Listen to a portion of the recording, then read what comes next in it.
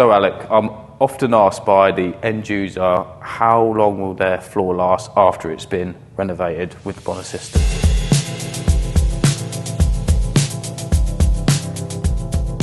Yeah, well, this is a question that we get plenty of as well in the technical department, and it's one of those questions, how long is a piece of string? Because once a floor has been treated, even if it's been done in the best possible way, so the best level of preparation, the correct application of the product and all the rest of it,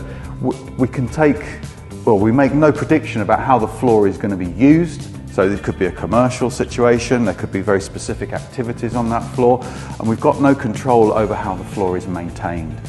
So it's very difficult to put a specific figure on how long a floor treatment will last for those reasons.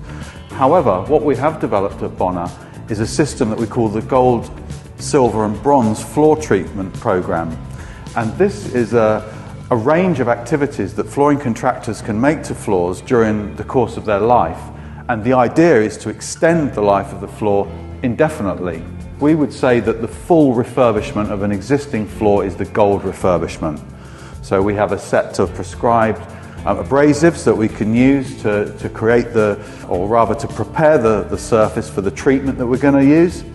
And then once the floor is finished and enters into service, then we have something called a bronze treatment, which is just a deep clean and perhaps a polish or a maintenance product application. And then in between those we have a silver refurbishment, which is a recoating or a re-oiling of an existing floor before it's deteriorated too far. If a contractor wanted to learn those three systems there, how would they go about for this is something that we offer at Bona. So we run a one-day course where these gold, silver, bronze exercises are covered in detail, and we show how they'd be implemented to extend the life of the floor.